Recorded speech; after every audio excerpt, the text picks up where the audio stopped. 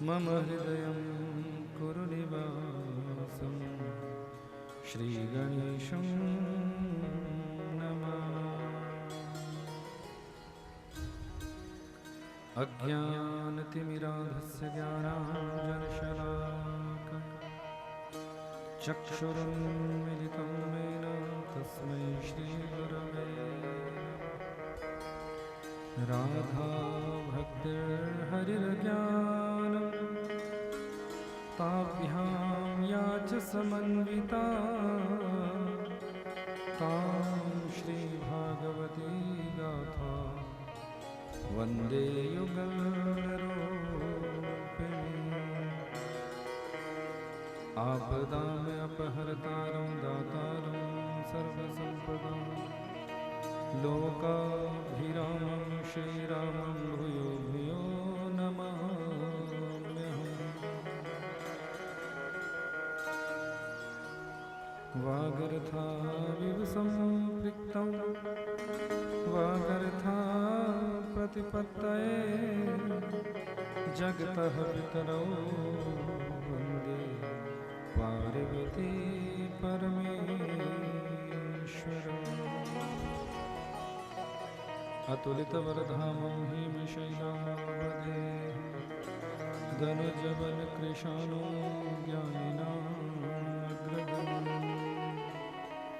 सकलगुणनिधानं वानराणामधीशं रघुपतिप्रियभक्तं वातजातं नमामि। आये हनुमन्त विराज कथा करो मति अनुसार प्रेम सहित गादी धर्म विराजे पवन कुमार।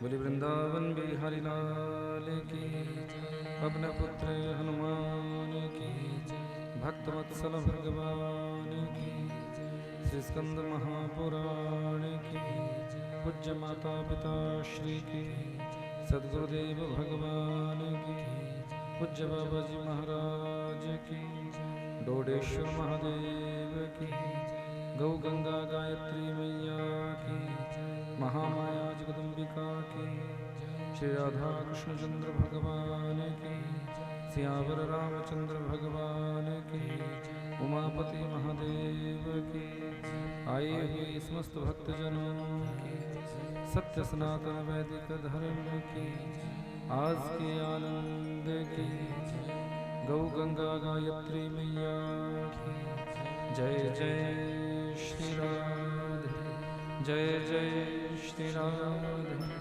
जय जय श्री राधे।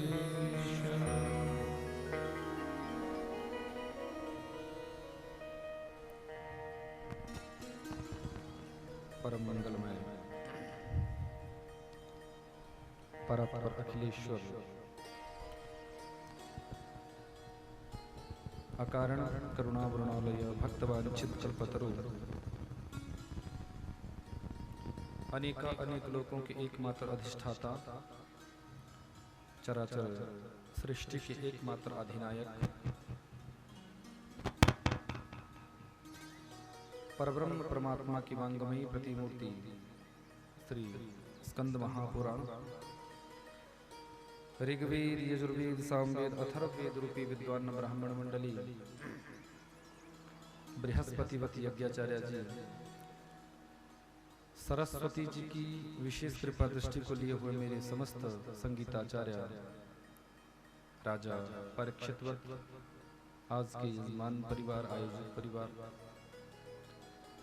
इस परम पुनीत प्रांगण में आयोजित श्री स्कंद महापुराण कथा का रसपान करने हेतु समुपस्थित मेरी प्यारी माताएं, बहिनें, बच्चे और बुजुर्ग, सर्वप्रथम आप सभी के हृदय कमल में भूत भावन भूतेश्वर भोलेनाथ की जो अद्भुत भावमयी झांकी विद्यमान है, उनके श्री चरणों में मैं कोटिशः प्रणाम करता हूँ। बोलिए भक्तवत्सल भगवान की श्री स्कंद महापुराण की सत्य सनातन वैदिक धर्म की बंधु परम सौभाग्य है आप सभी का जो इस स्कंद महापुराण कथा की अविरल धारा में आप सभी गोता लगा रहे हैं। एक होती है भागीरथी गंगा, जिस भागीरथी गंगा में जाने से और गोता लगाने मात्र से हमारे तन की पवित्रता हो जाती है, तन की शुद्धि हो जाती है। दूसरे हैं पुराणों से प्रवाहित होने वाली भागवती गंगा। पुराण चाहे कोई भी है तो पुराणों के प्रवचन से प्रवाहित होने वाली जो भागवती गंगा है उसकी विशेषता शास्त्रों में बताई, ऋषियों ने बताई कि भागीरथी गंगा में तो स्नान करने से इस तन की ही पवित्रता होती है, पर भागवती गंगा में स्नान करने से, डुबकी मारने से, गोता लगाने से तन की भी शुद्धि होती है और हमारे अंतःकरण की भी शुद्धि हो जाती है, मन को भी ये पवित्र करता है। धन्या भागवती वार्ता, धन्य धन्य कहा है कि भाग्योदयेन बहुजन्म समर्जितेन सत्संगमं च लभते पुरुषो यदा वै अज्ञान हेतु कृतमोह मदान्धकार नाशं हि तदा दयते विवेक। भाग्योदयेन बहुजन्म समर्जितेन सत्संगमं च लभते पुरुषो यदा वै। अनंत कृपा का वर्षण जब किसी जीव पर ईश्वर का होता है तब जाके हमारा मन भाव भगवान की कथा से जुड़ जाता है। तो ऐसी परमात्मा की कथा कि जिस कथा का रसपान करने मात्र से ही प्रत्येक देहधारी का जीव मात्र का कल्याण हो जाता है, कल्याण हो जाता है। और एक बार बस हमें कथा से जुड़ने का प्रयास करना चाहिए। जिसको भी हम मानते हैं, जिनका भी हम नाम लेते हैं, जो भी हमारे इष्ट हैं, जिनके प्रति भी समर्पण भाव है, उनसे ऐसे जुड़ जाओ कि नित्य नवीन भाव उनको प्रकट किया करो। जैसे आप बगीचे से पुष्प तोड़कर उनको समर्पण करने का भाव रखते हो, ऐसे ही मन रूपी पुष्प से, मन रूपी पुष्पांजलि से उनकी पूजा किया करो नित्य नए नए भावों में।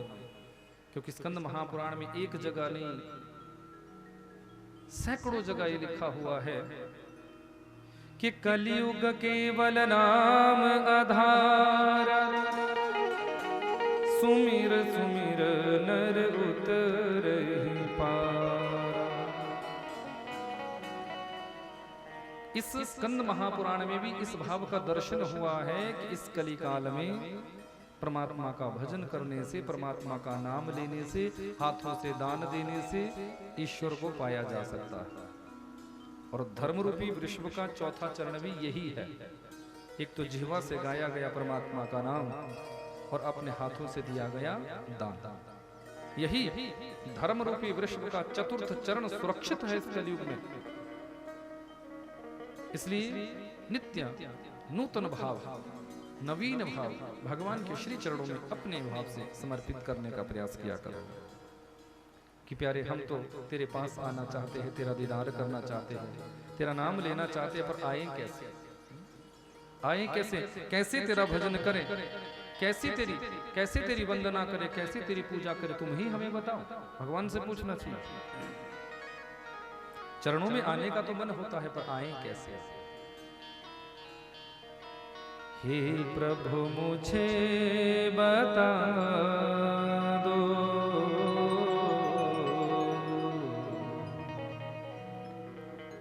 हे प्रभु मुझे बता दो, चरणों में कैसे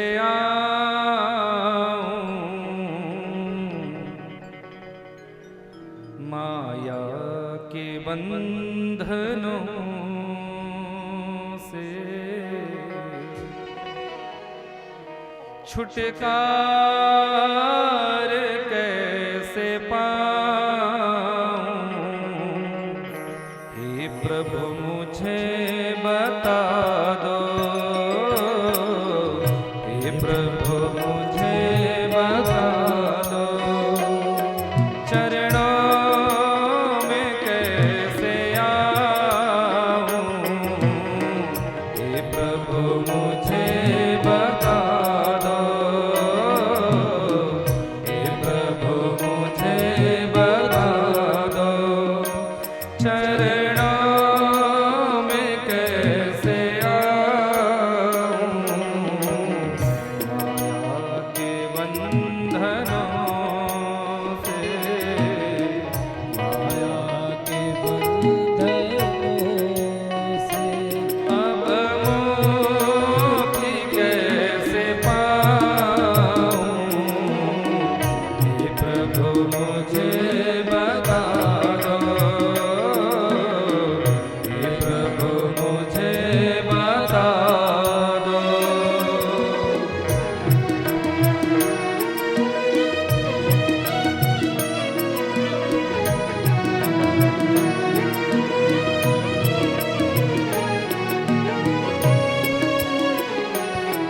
आपसे काली सेवा करते हो हे प्यारे।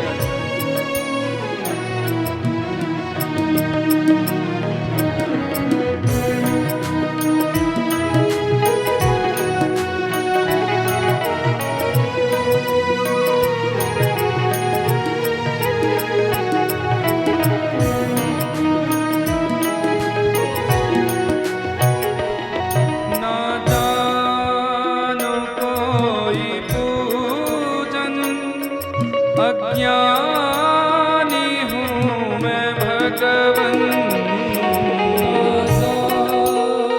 हे प्यारे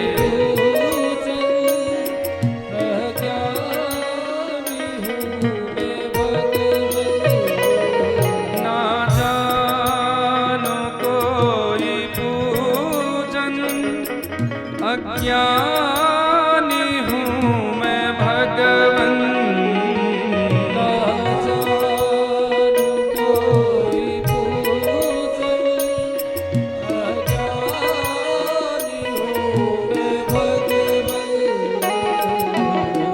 करना कृपा दयालो,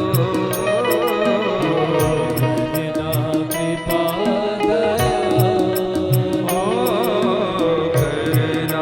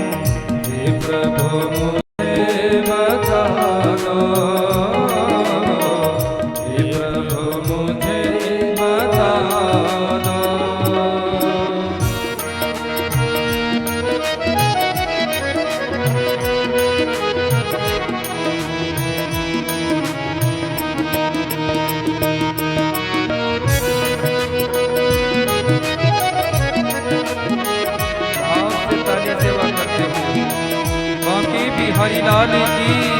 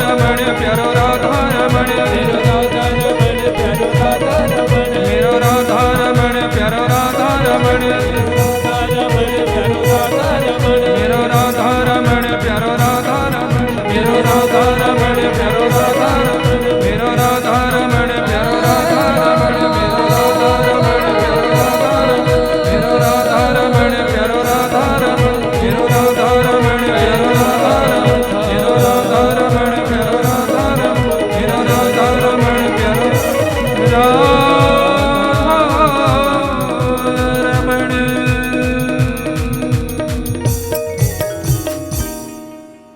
बोले वृंदावन बिहारी लाल की राधा रमण सरकार की श्री स्कंद महापुराण की जय। हे प्रभु मुझे बता दो, हे प्रभु मुझे चरणों में कैसे आऊं, हे प्रभु मुझे सभी का भाव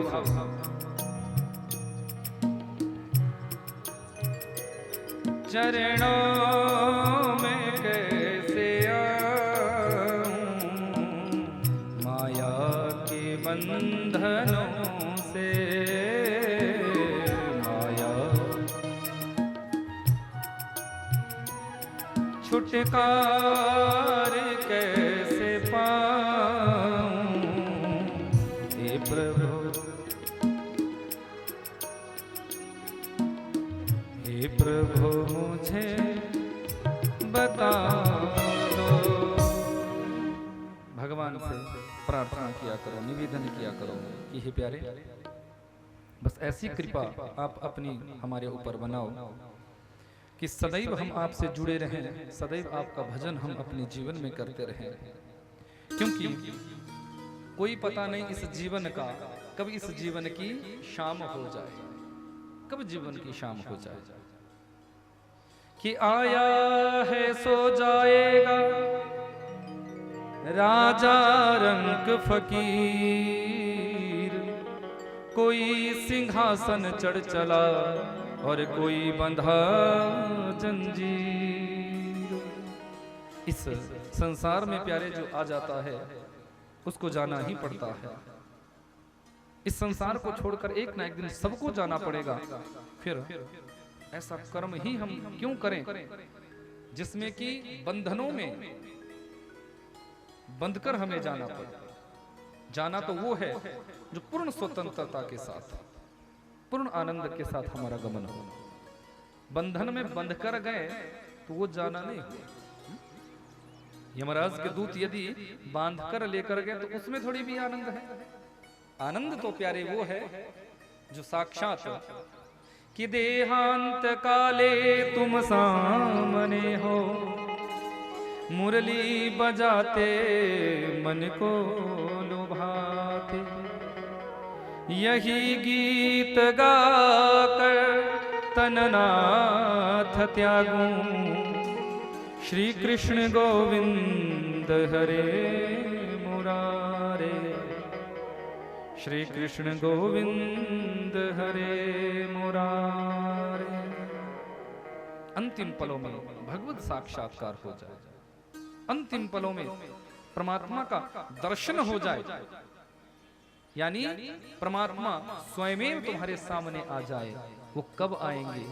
जब तुम्हारी भक्ति उच्च उच्च पराकाष्ठा की होगी कि कृष्ण त्वदीय पद पंकज पंजरान्ते, अद्दैव में विशतु मानस राजहंस, प्राण प्रयाण समये कफवात पित्तैः, कंठावरोदन विधौ स्मरणं कुतस्ते, कंठावरोदन विधौ स्मरणं कुतस्ते। ऐसी श्रेष्ठ भक्ति, ऐसी उच्च भक्ति हमारी हो जाए, अंतिम पलों में भी भगवत साक्षात्कार हो जाए, साक्षात नारायण सामने प्रकट हो जाए, साक्षात परमात्मा सामने प्रकट हो जाए। वो तब होगा यदि जीवन की हर श्वास में परमात्मा का ही नाम लोगे, चलते फिरते उठते बैठते हर एक परिस्थिति में ईश्वर का भजन करोगे, क्योंकि ईश्वर की शरणागति में जो चला जाता है उसका कल्याण हो जाता है। एक बार बाबा कबीर भिक्षा के लिए किसी द्वार पर गए। नियम था भिक्षा लेकर ही अपने जीवन का निर्वाह करते थे, लेकिन आज बाबा कबीर ने एक आश्चर्य का दर्शन किया। सामने गए हैं, क्या देखा? क्या देखा कि सामने एक मैया चाकी चला रही है और उस चाकी में दाना डाल रही है, और जो भी साबुत दाना उस चाकी में डल रहा है वो पिसकर बाहर निकल रहा है, पिसकर बाहर निकल रहा है। ये दृश्य बाबा कबीर ने बड़ी गंभीरता से देखा, बड़े ध्यान से देखा, और बाबा कबीर इस दृश्य को देखकर वहीं बैठकर जोर जोर से रोने लगे, जोर जोर से रोने लगे हैं। मैया को लगा कि ये बाबा आए और यहाँ रोने लग गए। अभी तो भिक्षा मैंने दी भी नहीं, कोई बात मैंने की भी नहीं। तो मैया ने चाकी चलाना बंद किया, दौड़ कर गई, बोले बाबा भिक्षा में क्या लाऊं? पर बाबा तो कुछ मांग ही नहीं रहे हैं, रोए जा रहे हैं, रोए जा रहे हैं, रोए जा रहे हैं। कि चलती चाकी देख के दिया कबीरा रोए, दो पाटन के बीच में साबुत बचा न को। बाबा कबीर इस दृश्य को देख कर रो रहे हैं। मैया ने बार बार पूछा, पर जब नहीं मानी तो मैया ने कहा अब क्या करूं, ये तो रोए जा रहे हैं, बोल तो कुछ नहीं रहे हैं। अब कबीर दास का रोना भी जायज था। बाबा कबीर सोच रहे हैं कि देखो इस चाकी में जो डल रहा है वो पिसकर बाहर निकल रहा है, पिसकर बाहर निकल रहा है। इस चाकी का मतलब ये नहीं था जो मैया पीस रही थी, जो मैया इसमें दाना पीस रही थी उसका एक भाव कबीर दास जी ने यहां लगा लिया। रोना शुरू कर दिया, रोना शुरू कर दिया। अब मैया ने किसी के हाथों सूचना भेजी कि जाओ कबीर दास जी के घर में सूचना देकर आओ कि बाबा को पता नहीं क्या हो गया, कुछ हो गया है, बैठे बैठे बस रो रहे हैं, कुछ बोल ही नहीं रहे हैं। तो लोई को सूचना मिली, पत्नी का नाम है लोई। लोई समझ गई यदि महाराज कबीर रो रहे हैं तो उनके रोने में कुछ ना कुछ विशेषता जरूर होगी, साधारण भाव में कभी नहीं रोते थे। तो दामाद जी को भेजा कि जाओ आप देख कर आओ कि बाबा कबीर क्यों रो रहे हैं। तो जैसे ही दामाद जी आए, दामाद जी भी कोई साधारण नहीं थे। तो दामाद जी ने कहा बाबा काय को रो रहे हो? तो इशारा किया उस मैया की ओर। वो मैया अब फिर उसी क्रम से दाना पिसने लगी थी, दाना डाल रही है और फिर चाकी चला रही है। जो पुरानी पुरानी माता यहाँ बैठी होगी उनको पता होगा इस भाव का। आजकल नई माताओं को तो पता ही नहीं है कि चाकी भी कुछ चलती थी। पहले तो घरों में लोग अपने आप चाकियां चलाती थी, सबके घरों में चाकियां होती थी। कुछ भी पिसना होता था तो अपने आप माताएं बहनें उसको जी पूछने लगे बाबा काय को रो रहे हो? इशारा किया इस मैया को देखो, बोले नहीं, बस इशारा किया। दामाद जी ने देखा मैया फिर दाना पिस रही थी, साबुत दाना डाल रही है, वो पिसकर बाहर निकल रहा है। मैया दाना डाल रही हो, पिसकर बाहर निकल रहा है। बाबा कबीर जी ने जब बार बार इशारा किया उस मैया की ओर और समझाने का प्रयास किया कि ये जो मैया दाना पिस रही है, इस भाव का दर्शन कबीर जी ने अपने भाव से करवाया कि ये जो मैया है ये कोई मैया और नहीं, यही मैया ब्रह्म के रूप में बैठी हुई है। और जिस चाकी को मैया चला रही है ये चाकी कुछ और नहीं, ये धरती और आकाश। धरती चाकी का निचला पार्ट और आकाश चाकी का दूसरा पार्ट। यानी चाकी दो पार्टों में ही चलती है। किसी के घर में हो या कहीं आपने देखी हो तो आपको पता चल जाएगा। अब मैया ये जो दाना डाल रही है ये दाना कोई और नहीं, यही दाना हम और आप है। सब जीव मात्र ही ये दाना है। जो इस चाकी के अंदर दाना चला जाता है वो पिसकर ही बाहर निकलता है। इस संसार में हमारा जन्म हुआ, इस संसार में जब हम आए हैं तो इस संसार रूपी चाकी में हम सबको पिसना पड़ेगा, पिसकर बाहर निकलना पड़ेगा। बस इसी भाव को दर्शित कराया है बाबा कबीर ने कि बेटा देखो, अब दामाद जी भी दामाद जी थे, वैसे थोड़ी भी थे। दामाद जी भी कहने लगे कि चलती चाकी देख के क्यों बाबा तो रोए। राधे राधे राधे राधे। कि चलती चाकी देख के क्यों बाबा तो रोए। बाबा आप इस चाकी को देखकर अवश्य ही रो रहे हैं। ऐसा नहीं कि जो अंदर दाना जा रहा है वो सब पिसकर ही बाहर निकलेगा, साबुत भी निकलेगा। बोले कैसे? अब देखो, चाकी के बीच में एक धुरी होती है। क्या होती है? धुरी, लकड़ी की धुरी, जिसके ऊपर चाकी का उपला पाट टिका होता है। अगर वो धुरी नहीं होगी तो चाकी एक दूसरे के साथ जुड़ी हुई नहीं रहेगी, जैसे कोई घुमाएगा वो ऊपर से गिर जाएगा। उस धुरी के ऊपर जब उपला पाट टिकता है तब जाके वो चाकी एक गति में घूमती है, तब उसको एक गति में घुमाया जा सकता है। तो दामाद जी ने भी कहा कि बाबा, मैया जो दाना डाल रही है, जो दाना उस धुरी के पास जाकर टिक जाता है, उस धुरी के पास आकर खड़ा हो जाता है, वो 2 घंटे चाकी चलाने के बाद भी सारा दाना अन्य पिस जाएगा, पर धुरी के आसपास जो दाना इकट्ठा हो जाता है वो जब चाकी उठाई जाती है तो उस चाकी से वो दाना साबुत का साबुत ही निकलता है। दामाद जी ने भी अपने भाव से समझा दिया कि बाबा बस ये धुरी ही ईश्वर है, ये धुरी ही हमारे इष्ट है, ये धुरी ही परमेश्वर परमात्मा है।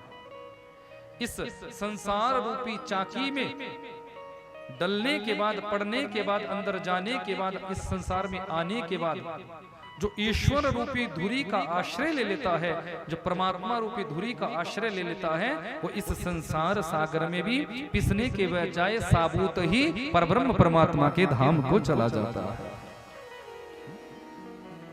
ईश्वर का यदि आश्रय ले लोगे तो बंधु इस संसार में पिसना नहीं पड़ेगा। जिसने भी परमात्मा का सहारा अपने जीवन में लिया, जिसने भी परमात्मा का आश्रय लिया, उसे पिसना नहीं पड़ा, उसे गिरना नहीं पड़ा। हर क्षण मेरे परात्पर प्रभु उसकी रक्षा करते हैं। कि सर्वधर्मान परित्यज्य मामेकं शरणं व्रज अहं त्वा सर्व पापेभ्यो मोक्षयिष्यामि मां शुच। सर्वधर्मान परित्यज्य मामेकं शरणं व्रज। भगवान का आह्लाद है, भगवान की प्रतिज्ञा है कि जीव जब धर्म प्रपंचों का त्याग करके मेरी शरणागति में आ जाता है तो मैं हर परिस्थिति में उस जीव की फिर रक्षा करता हूं। बस कब तक हम पिसते हैं? जब तक हम भगवान के पास नहीं जाते। जब हम भगवान का नाम रूपी आश्रय, नाम रूपी सहारा अपने जीवन में धारण कर लेते हैं और परमात्मा के समीप जाने का भाव प्रकट कर लेते हैं, तब समझना फिर चिंता तुम्हारी नहीं, टेंशन तुम्हारी नहीं, उसके बाद फिर चिंता तो मेरे सांवले सरकार की हो जाती है। फिर तो भगवान तुम्हारी चिंता करता है, तुम्हें चिंता करने की जरूरत नहीं। फिर परमात्मा तुम्हारी चिंता करता है। जो भगवान को भजता है, भगवान उसका भजन करते हैं। याद रखिएगा, जिसने भी भगवान का भजन किया, जिसने भी अपने जीवन में परमात्मा का भजन किया, परमात्मा उसका भजन करते हैं। भक्तवत्सल भगवान की, बांके बिहारी लाल की, श्री स्कंद महापुराण की। इसलिए ये पुराणों की कथाएं, ये शास्त्रों का ज्ञान सब हमारे ऋषियों ने हम सभी को दिया, ताकि इन पुराणों का आश्रय लेकर, पुराणों की कथाओं का ज्ञान अपने जीवन में उतार कर हम भगवान के समीप जा सकें। पुराणों का और कोई काम नहीं है, एक भाव हमारे अंदर प्रकट करते हैं ये पुराण, ये शास्त्र। जितने भी भावपूर्ण शास्त्र है, ज्ञानवर्धक शास्त्र है, हमारे अंदर एक नूतन भाव प्रकट करते रहते हैं जिससे कि हमारे जीवन में परमात्मा की भक्ति का आश्रय बन जाए, हम परमात्मा की भक्ति अपने जीवन में करने लग जाए। यही कार्य इन पुराणों का है। भक्त वत्सल भगवान की बड़ा सुंदर यहाँ ज्ञान दिया है श्री स्कंद महापुराण में। स्त्री के लिए भी, पुरुष के लिए भी, सबके लिए यहाँ ज्ञान दिया हुआ है। स्पष्ट लिखा हुआ है कि जो जिस समय माताएं बहनें रजस्वला धर्म में होती है, उस समय कुछ नियमों का ध्यान रखना चाहिए, कुछ बातों का विशेष रूप से ध्यान रखना चाहिए। पति के लाख बार कहने पर भी उस समय भोजन मत बनाओ। यदि कोई आलसी पति है और बार बार कहे कि नहीं नहीं तुम बनाओ, कुछ नहीं होता, यहाँ में कौन देख रहा है, तो भी मत बनाओ, क्योंकि ऐसा करने से पत्नी की आयु तो क्षीण होती ही होती है, पर पति की भी आयु क्षीण होती है। रजस्वला धर्म में जब माताएं होती है तो सिर्फ और सिर्फ दूध पीते बच्चे को दूध पिलाने का कोई दोष नहीं है। यदि कोई दुधमुहा बच्चा है जिसका आहार ही दुग्ध है, तो मातृ स्तनों में दुग्ध ही जिसका आहार है, उसको दुग्ध पान कराने का दोष नहीं है। अन्य यदि कोई भी कार्य विशेष यदि स्त्री करती है तो उसको दोष लगता है। पति की आयु को बढ़ाने का भाव यदि स्त्री का है तो कदाचित भी ऐसा कार्य न करें। और पतिव्रता स्त्री हल्दी, कुमकुम, सिंदूर, कज्जल, चोली, पान, मांगलिक चीजों को सदैव अपने शरीर पर धारण करें। और आभूषण बहुत सी माताएं बहनें करती है ऐसा, आलस में या प्रमाद में, कि कान का खोल दिया, गले का खोल दिया। तो पति ने पूछा कि इतना तुझे बनाया है फिर भी तेरा गला सुना है, कान सुने हैं। बोले गर्मी लग रही थी, या कुछ बच्चे छेड़ कर रहे थे, या कुछ भी बहाना लगा देती है। लेकिन स्कंद महापुराण में बताया है कि पतिव्रता नारी के लिए चाहिए, यदि वो अपने सुहाग की आयु को बढ़ाना चाहती है, यदि वो अपने जीवन में वैदव्य योग का दर्शन नहीं करना चाहती है, तो अपने कान का, अपने गले का कभी भी कुछ ना उतारे, भले हल्का पहने, कुछ भी पहने। यहाँ तक स्कंद महापुराण में लिखा है, कुछ भी यदि आपके पास नहीं तो एक सूत्र, रक्त सूत्र, लाल रंग की डोरी जो होती है ना, कलावा, उस कलावे को ही धारण करके रखे, पर गला सुना नहीं होना चाहिए। भक्त वत्सल भगवान की। और अपने शरीर से आभूषण कभी विलग ना करे, अलग ना करे, कोई ना कोई शरीर पर आभूषण होना चाहिए। छोटा पहनो, बड़ा पहनो, वो आपकी इच्छा। पति से विद्वेष रखने वाली स्त्री से पतिव्रता नारी कभी बातचीत ना करे। जो अपने पति से ही विद्वेष रखे, ऐसी किसी स्त्री के साथ पतिव्रता नारी बात ना करे। ओखली में, ओखली, मूसल, झाड़ू, सिलवट, चक्की और चौखट यानी दहलीज पर सती स्त्री कभी ना बैठे। ओखली अब तो नहीं होती, पहले ओखल हुआ करते थे, कहीं गांव के बाहर या हर घर में ओखल हुआ करते थे। आजकल तो वो व्यवस्था है ना, तो उस ओखल पर भी कभी बैठना नहीं चाहिए। मूसल पर, जिससे उस ओखली में धान या कुछ भी कूटा जाता था, उस मूसल पर भी कभी बैठना नहीं चाहिए। और झाड़ू पर, कई बार झाड़ू पड़ा होता है और उस पर कोई बैठ जाता है तो उस पर भी नहीं बैठना चाहिए। और दहलीज पर, यह गलती सब लोग करते हैं। दहलीज कहीं भी, किसी भी द्वार की, चाहे मुख्य द्वार है चाहे अन्य कोई भी द्वार है, प्रयास करो दहलीज पर कभी मत बैठो, क्योंकि दहलीज पर यदि सती स्त्री बैठती है तो उसके पति के जीवन में संकट आता है, उसके घर में दरिद्रता का वास होता है। और पति के सम्मुख धृष्टता ना करे, ऐसा कोई शब्द ना बोले जिससे पति को बुरा लगे। ये नियम पति के लिए भी है, ऐसा नहीं कि पत्नी के लिए ये। पति को भी चाहिए कि वो अपनी पत्नी को भी कोई ऐसा शब्द ना बोले जो जिससे पत्नी की आत्मा भी कचोट जाए, उसको भी कोई कष्ट हो जाए, उसको भी बुरा लग जाए। दोनों पक्षों के लिए नियम है। और बैठने वाला नियम भी दोनों के लिए है, ये मत सोचना कि पत्नी के लिए ही है। पति को भी झाड़ू के ऊपर, ओखली के ऊपर, दहलीज पर नहीं बैठना चाहिए। इससे उसकी अपनी आयु भी क्षीण होगी और पत्नी की आयु तो क्षीण होगी ही होगी। ये दोनों पक्षों के लिए नियम है। बताया है कि लोहे के बर्तन में भोजन न करें, लोहे के पात्र में कभी भोजन नहीं करना चाहिए। पतिव्रता नारी को यदि उसे तीर्थ स्थान की इच्छा हो तो वहां प्रतिदिन अपने पति के चरणोदक को ग्रहण करें, पति की सेवा करें। और पति से आज्ञा लेकर किसी तीर्थ का सेवन करें। ये नहीं कि पति को नहीं पूछा उठे और चल पड़े। यदि आपको वृंदावन जाना है, यदि आपको कहीं भी किसी भी तीर्थ का सेवन करना है, तो पति से आज्ञा लो, क्योंकि बिना पति की आज्ञा से यदि कोई स्त्री चली जाती है तो उस यात्रा में उसे सफलता नहीं मिल सकती, उस यात्रा का उसको फल नहीं मिल सकता। हाँ, यदि पति हर जगह जाने से मना करे कि वो कहीं भी उसको ना भेजे, बोले कहीं नहीं जाना, कोई दान पुण्य नहीं करना, कोई पुण्य कर्म नहीं करना, वहां ये नियम घटित नहीं होता। ये भी मैं बता देता, पति को भी चाहिए कि वो स्त्री को यथा समय पर तीर्थाटन कराए, तीर्थों का सेवन कराए। ये नहीं कि वो कंजूस हो इतना कि बोले नहीं नहीं वहां खर्चा होगा और तुझे जाना ही नहीं, उसके लिए ये नियम नहीं घटित होते। वर्ष भर में तीर्थों का तीर्थाटन हमारे शास्त्रों में बताया हुआ है कि वर्ष में तीर्थों का तीर्थाटन पति भी करे और अपनी पत्नी से भी करवाए। यदि पति न जा सके तो अपनी पत्नी को ही यथा स्थान पर उस तीर्थ का तीर्थाटन करने के लिए भेजे, क्योंकि परिवार का कोई एक व्यक्ति भी यदि तीर्थ दर्शन करेगा, एक व्यक्ति भी यदि पुण्य कर्म करेगा तो वो अकेला व्यक्ति ही पूरे परिवार को एनर्जी लेकर आ जाता है। जैसे होता क्या है, कईयों के पति इतने व्यस्त हो कथा सुनने भी नहीं आ सकते, उनको समय ही नहीं। अब चाहे बिजनेस को लेकर, चाहे नौकरी को लेकर, चाहे उनके जीवन की मजबूरी को लेकर, तो वो कथा में नहीं आ सकते। लेकिन यदि वो अपनी पत्नी से कहे कि जाओ देवी मैं तो व्यस्त हूं पर तुम जा सकती हो, तुम जाकर कथा सुनकर आओ। स्कंद महापुराण की कथा चली हुई है और इससे बड़े पुण्य की और क्या बात हो। और यदि वो स्त्री अपने पति की आज्ञा लेकर कथा श्रवण के लिए आती है तो जब वो कथा सुनकर जाएगी तो जो वो पुण्य लेकर जाएगी अपने पति को भी उस पुण्य को देगी और पति के साथ साथ परिवार के प्रत्येक सदस्य को भी उस पुण्य को बांटेगी। इसलिए ऐसा नियम बताया।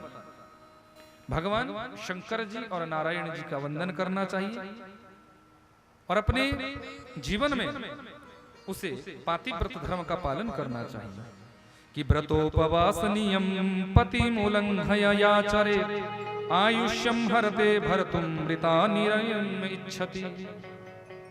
अपने पति की आयु को वो स्त्री क्षीण करती है जो इन नियमों का पालन नहीं करती, और अपने पति की आयु की वो वृद्धि करती है जो इन नियमों को अपने जीवन में अपनाती है। कि मितम ददाति ही पिता मितम भ्राता मितम सुतः अमितस्य ही दातारम भरतारम का न पूजये। यहाँ स्पष्ट लिखा हुआ है कि जिस घर में पतिव्रता नारी होती है वो अपने पति की आयु की भी वृद्धि करती है, पिता की आयु की भी वृद्धि करती है, पुत्र की आयु की भी वृद्धि करती है। यानी उसके पिता भी सुखपूर्वक जीवन यापन करते हैं, पति भी सुखपूर्वक जीवन यापन करते हैं और पुत्र भी उसका सुखपूर्वक जीवन यापन करता है, जो पतिव्रता स्त्रियां होती है। कि भरता देवो गुरुर भरता धर्म तीर्थ व्रतानि च तस्मात् सर्वं परित्यज्य पतिमेकं समर्चये।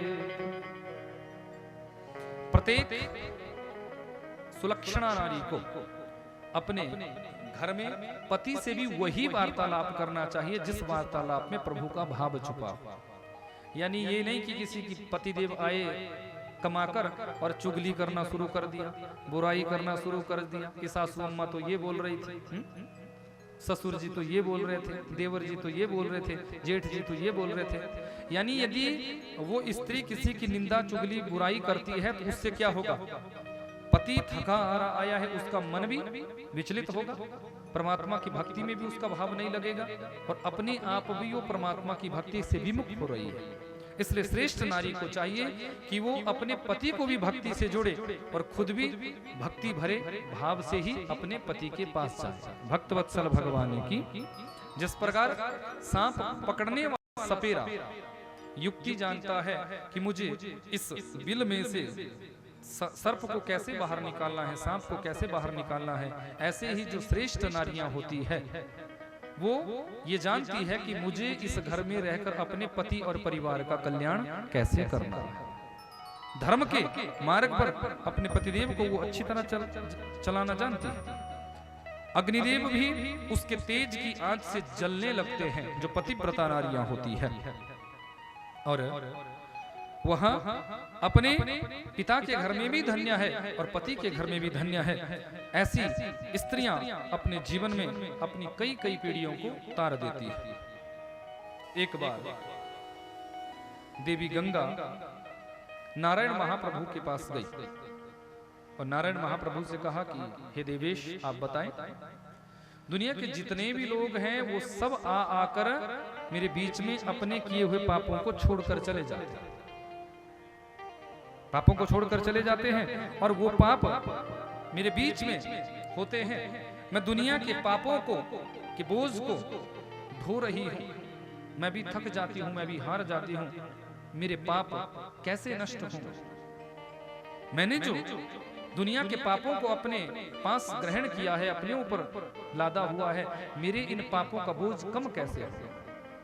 क्योंकि शास्त्रों में आया है कि गंगा गंगेति यो ब्रूया यो जनानां शतैरपि मुच्यते सर्व पापेभ्यो विष्णुलोकं स गच्छति।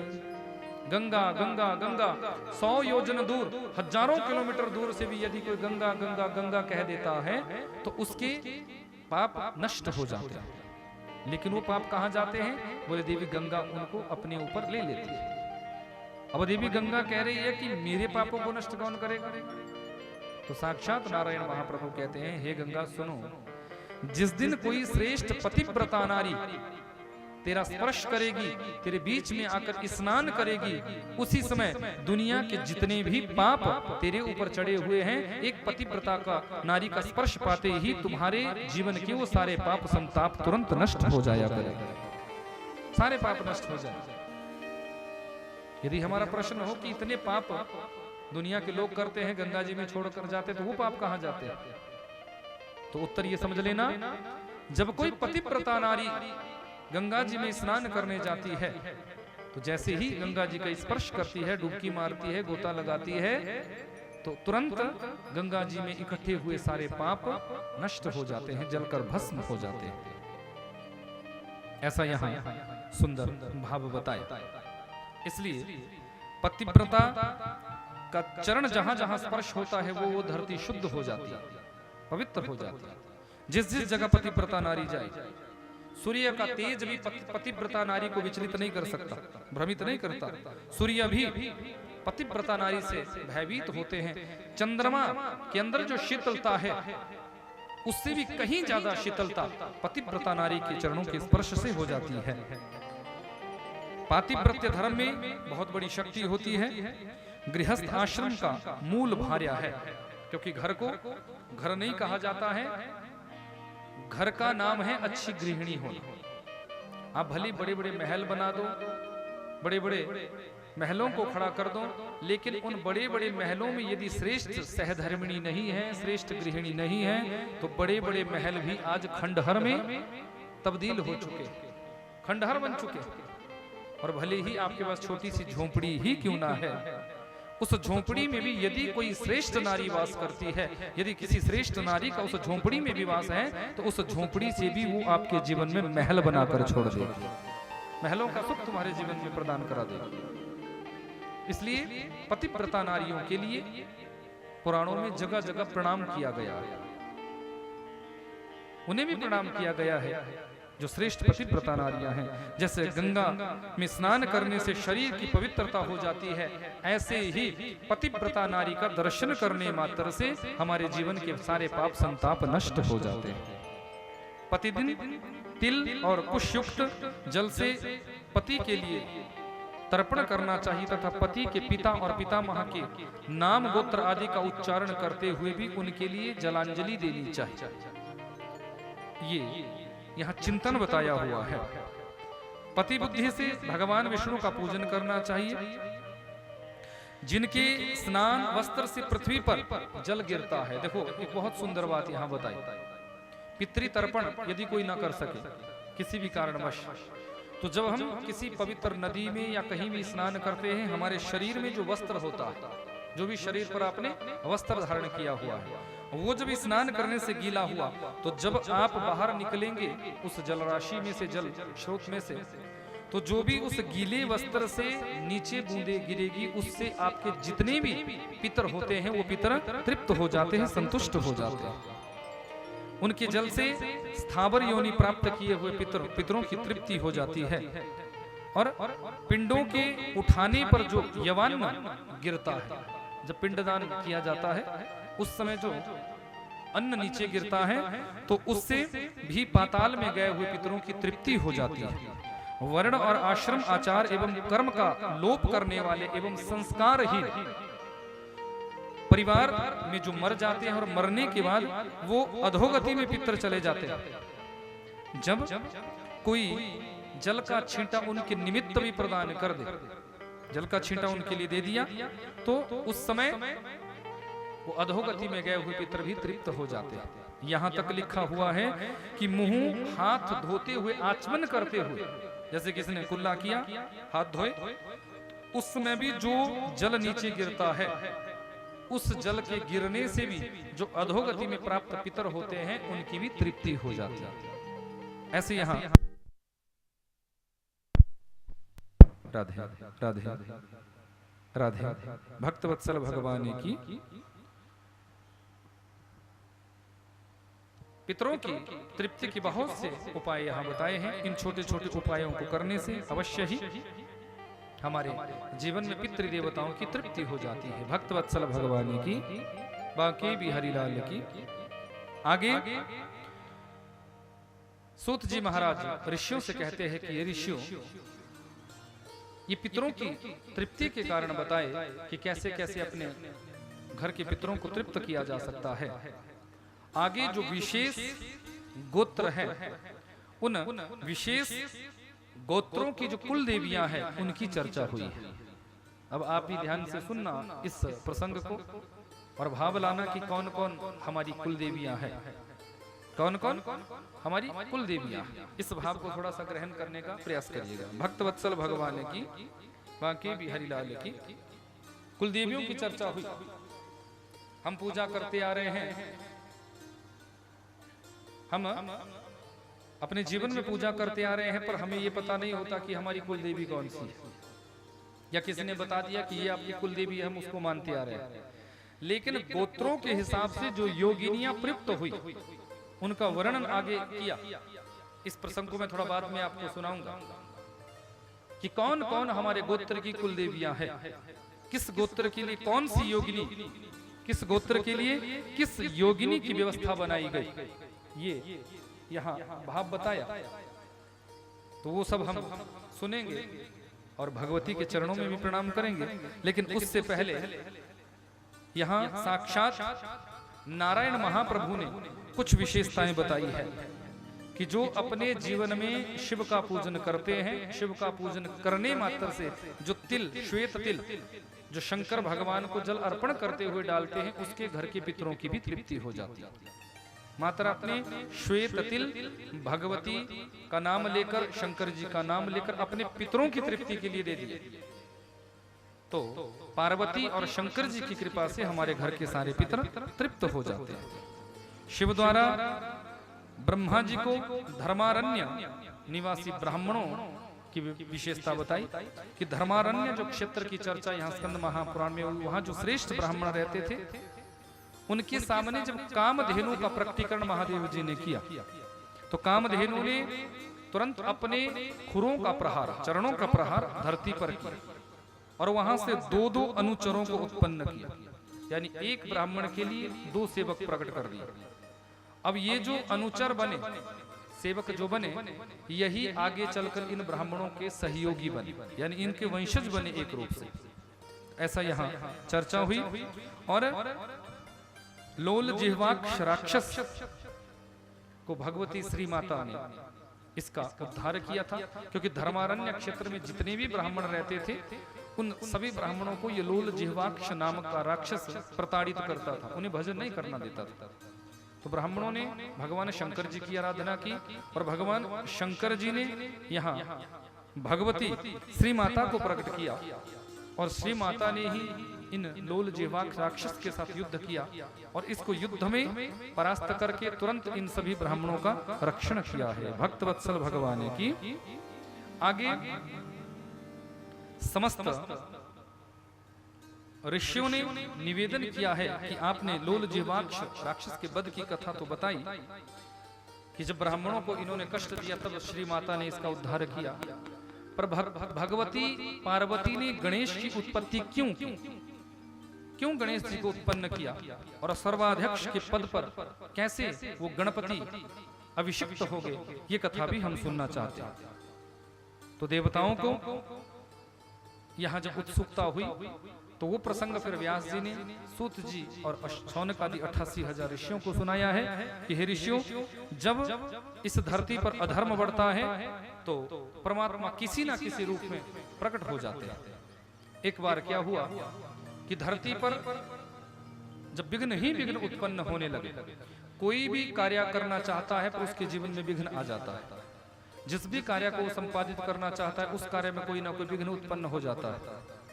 तो विघ्न जब बढ़ने लगे तो विघ्नराज को उत्पन्न करने का भगवती ने चिंतन किया।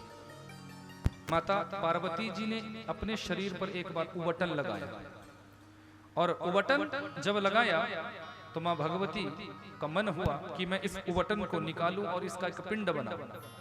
तो माता भगवती ने अपने शरीर में से वो सारा उबटन निकाला और भाव ही भाव में उसका एक गोल सा पिंड बना दिया। अब भगवती जगदम्बा प्राण संचरित करने की ताकत भगवती के अंदर है, तो तुरंत संकल्प शक्ति से ही, संकल्प भाव से ही इस पिंड में प्राण सर्जित कर दिए।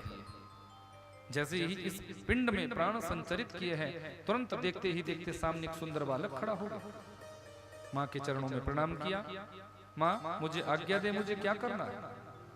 तो माता पार्वती जी ने कहा कि जाओ पुत्र, तुम मेरे पुत्र हुए और तुम जाकर मेरे द्वार पर पहरा दो। मैं स्नान करने में तन्मयता से डूबी हुई हूं, कोई भी मेरी बिना आज्ञा से अंदर ना आने पाए, कोई भी मेरी आज्ञा से अंदर ना आने पाए। अब द्वार पर भेज दिया, मां की आज्ञा है। अब मां ने उत्पन्न किया है, वो मां को ही जानता है। दुनिया के किसी भी व्यक्ति से उसका कोई परिचय नहीं, किसी भी शक्ति से उसका परिचय नहीं है। मां भगवती ने प्रकट किया है तो मां भगवती से ही उसका पूर्ण परिचय है। इसलिए पराम्बा को ही अपने मां समझकर माता की आज्ञा का पालन कर रहा है। यहां संत नारद जी ने भगवान शंकर जी से कहा कि महादेव, आज मैं माता पार्वती जी से मिलने जा रहा था पर द्वार पर मुझे किसी ने रोका। तो संत नारद जी से भगवान शंकर जी ने पूछा कि द्वार पे कौन है? हमारे यहाँ तो कोई पहरेदार है ही नहीं। बोले नहीं नहीं, द्वार पे कोई है। तो भगवान शंकर जी ने नंदी आदि गणों को भेजा। नंदी आदि गण जब आए हैं तो गणपति जी ने उनको द्वार पर रोका, गणेश जी ने उनको द्वार पर रोका। अंदर जाने की अनुमति नहीं। जब अंदर जाने की अनुमति नहीं दी है तो सारे गण युद्ध करने के लिए उद्यत हुए हैं, पर गणपति जी ने, गणेश जी ने सबको युद्ध में परास्त कर दिया, सबको परास्त कर दिया।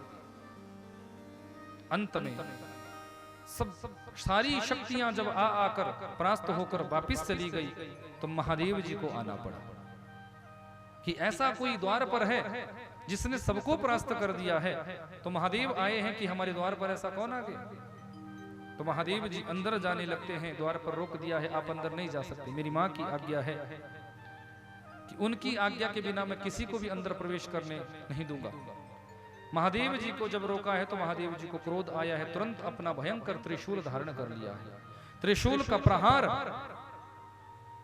इस पर किया है और इसका शिरोच्छेद हो गया। जैसे ही इसने मां शब्द कहकर ये चिल्लाया है तो मां भगवती अंदर से दौड़ती हुई आई। माता पराम्बा ने जब अपने पुत्र का शिरोच्छेद देखा है तो माता पराम्बा क्रोध में भर गई।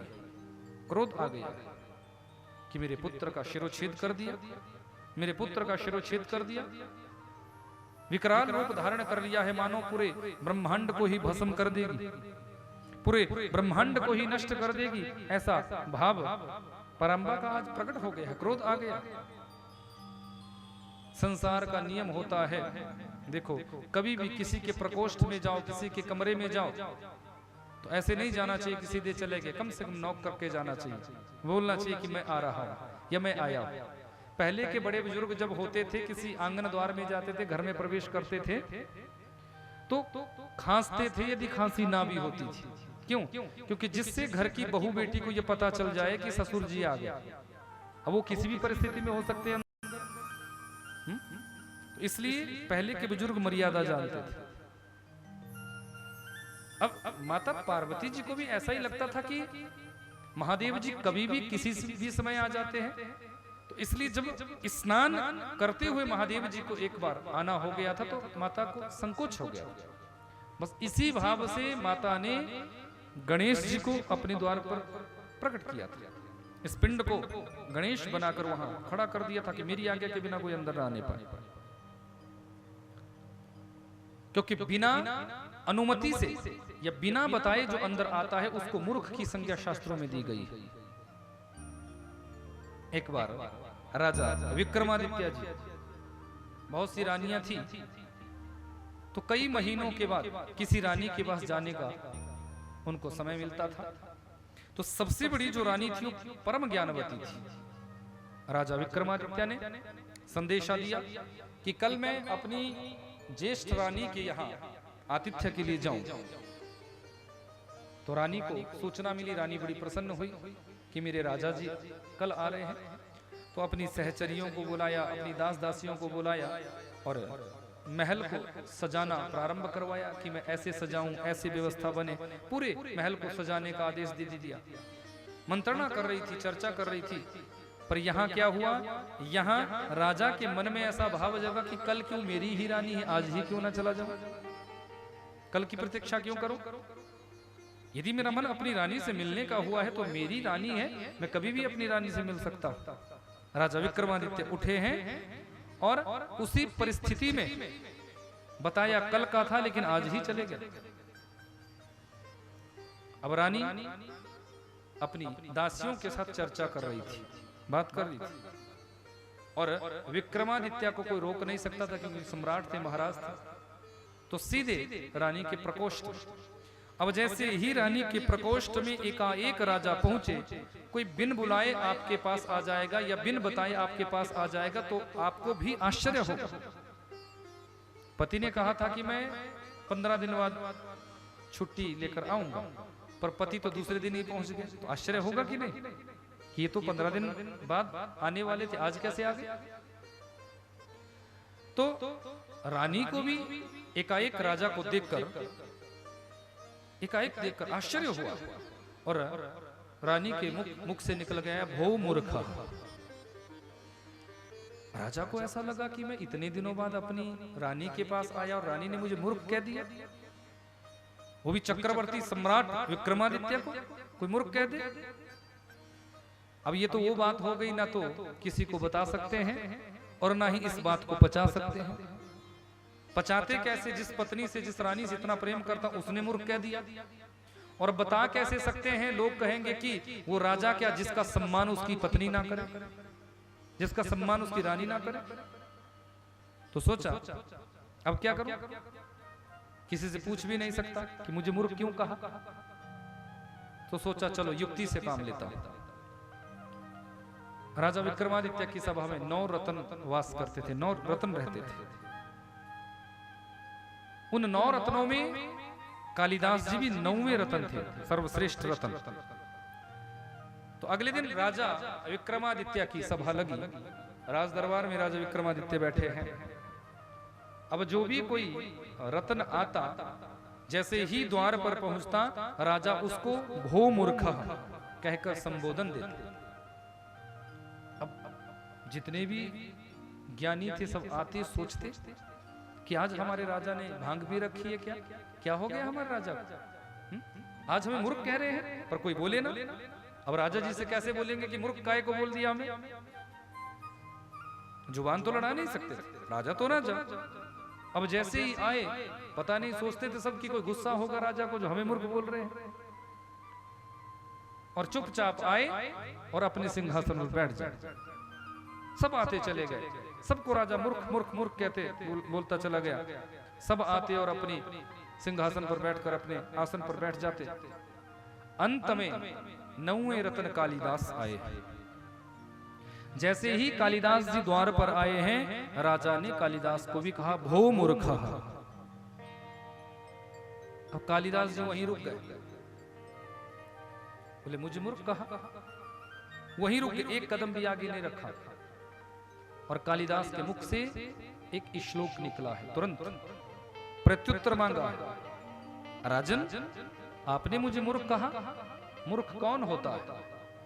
कि खादन्न गच्छामि हसन्न जल्पे, गतम न सोचामि कृतम न मन्ये, द्वाभ्याम तृतीयो भवामि राजन, किम कारणम देव भवामि मूर्खः। खादन्न गच्छामि, राजन आपने मुझे मूर्ख कहा, पर मैं मूर्ख नहीं हो सकता। मैं मूर्ख कैसे? क्योंकि मूर्ख कौन है? खादन्न गच्छामि, जो चलते चलते खाता है। कल भी मैंने कथा में बताया था कि चलते चलते कभी नहीं खाना चाहिए। कईयों को आदत होती है, प्लेट ले लेंगे हाथ में, 4 कदम वहां चलेंगे खाते खाते, 4 कदम वहां चलेंगे, पूरे घर में नाचते फिरेंगे और थाली ले रखी है भोजन। खादन्न गच्छामि, चलते चलते कभी नहीं खाना चाहिए। भोजन का नियम है कि बैठकर ही भोजन को किया जाए, आसन पर। जैसे एक आसन पर बैठकर कथा को सुना जाता है, ठीक इसी प्रकार एक आसन पर बैठकर ही भोजन को भी किया जाता है। भोजन करते हुए आसन नहीं बदलना चाहिए, कथा सुनते हुए भी आसन को नहीं बदलना चाहिए। यह नियम है, शास्त्रों में बताया। तो खादन्न गच्छामि, कि जो चलते चलते खाता है, राजन वो मूर्ख है, उसको मूर्ख कह सकते हो। पर मैंने तो अपने जीवन में कभी चलते हुए नहीं खाया। खादन्न गच्छामि हसन्न जल्पे, जो बिना बात पर, बिना हंसी की बात कोई है नहीं और बत्तीस ही निकालते रहते हैं। कईयों को आदत होती है ना, हंसने की कोई बात नहीं, फिर भी वो हंसते रहते हैं। देखो, हंसने का कोई टॉपिक हो फिर हंसो, लेकिन हंसने का कोई टॉपिक है ही नहीं और बिना वजह से, बिना कारण बेफालतू में हंसने लग जाओ, तो वो तो कोई बात नहीं हुई। उसको भी शास्त्रों में मूर्ख कहा गया। जो बिना बात पर हंसे, उसको, वो भी मूर्ख हो सकता है। पर मैं तो कभी बिना बात से हंसता नहीं। आपने मुझे मूर्ख कैसे कहा? और कृतम न सोचा, जो बिन विचारे कोई भी काम कर ले, आगे नहीं सोचा, पीछे नहीं सोचा, उठे और कुछ भी कार्य प्रारंभ कर दिया। आपको उस कार्य के विषय में ABC कोई भी नॉलेज नहीं है। हुआ क्या? घर वालों का जितना भी पैसा था आपने सारा डुबा दिया, नॉलेज आपको थी नहीं। किसी की देखा देखी के चक्कर में आपने सोचा कि मैं अधिक पैसा कमाऊं। अब जो तुम्हारे पास था वो भी तुमने बिना विचारे पैसा खर्च कर दिया, वो भी तुम्हारे पास नहीं रहा। जब तक आपको उस कार्य की नॉलेज नहीं है, ज्ञान नहीं है, तो उस कार्य को नहीं करना चाहिए। हाँ, यदि उसके विषय में आपको जानकारी है, आपको ज्ञान है, तो उस कार्य को करो। आप उसमें सक्षम यदि है, तब उस कार्य को करोगे तो सफलता मिलेगी, नहीं तो असफलता ही हाथ लगेगी। बिन विचारे जो कुछ भी कर देते हैं, बिना सोचे समझे जो कुछ भी कर देते हैं, वो भी मूर्ख है। और आगे जो बात कही है, द्वाभ्याम तृतीयो भवामि राजन, किम कारणम हो भवामि मूर्ख। दो के बीच में जो तीसरा बनता है, यानी दो लोग बात कर रहे हैं, दो लोगों की कोई चर्चा चली हुई है, दो लोग किसी भी विषय पर बात कर रहे हैं और तीसरा बीच में जबरदस्ती कूद पड़ता है। उसको किसी ने बोला नहीं, उससे कुछ एक्सप्लेन करने के लिए उसको कहा नहीं कि तू कुछ प्रतिक्रिया दे या तू कुछ बोल, नहीं, लेकिन वो जबरदस्ती बीच में कूद पड़। आदत होती है ना कईयों, दो लोग बात कर रहे हैं पर वो जबरदस्ती बीच में कूद पड़ेंगे।